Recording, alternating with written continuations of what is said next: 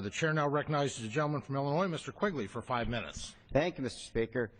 Mr. Speaker, the time has come for a reason. No longer can we afford to allow a small segment of this Congress to drive the debate. It's not just the tail wagging the dog. It is the tip of the dog's tail wagging the entire body politic. The time has come for those in the middle to come together and take back the wheel from those intent on crashing this Congress into a ditch.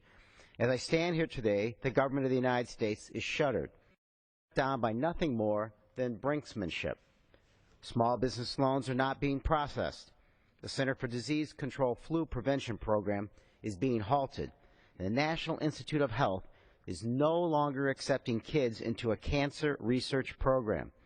Some food safety operations have ceased, and cleanup at 600 toxic waste sites has been suspended. It wasn't always this way, though. There was a time when we had regular order. There was a time when budgets were proposed, funding levels and priorities were debated, differences were hashed out, and bills were passed to fund the government. And even when regular order broke down, we were always able to at least pass a continuing resolution to continue funding the government. Not this time.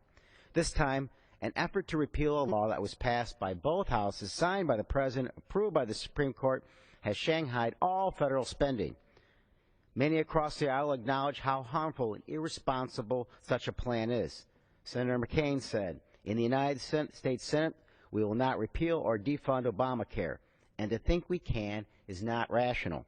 Budget Chairman Paul Ryan said, "We have to stay on the right side of public opinion. Shutting down the government puts us on the wrong side." My colleague, Senator Kirk, said, "Let's not shut down the government just because you don't get everything you want." The list goes on and on. Chris Christie, Mitt Romney, Bruce Johnson of the U.S. Chamber of Commerce, and many more all oppose efforts to shut the federal government. Yet we continue down this dangerous path. When I first came to this Congress, Congressman Kirk, now Senator Kirk, told me that everything that gets done here gets done in the middle. Now is the time for the reasonable middle to come together and reject the strategy that says, if I can't win, I'll just kick the ball in the woods. Sorry, Seth. Not only is shutting down the government harmful to my constituents, businesses, and the economy, it doesn't solve the problem. It doesn't address the budget deficit. If we really want to get our fiscal house in order, let's fund the government and bring back a balanced, big, bipartisan deficit deal to the floor. We did it before, and we can do it again.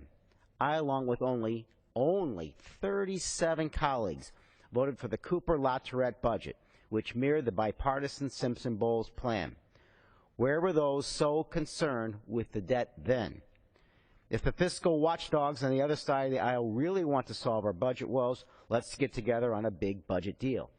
And let's do it now, because every day we waste in this useless limbo land is one less day we have to address the very real and very harmful problems facing this country.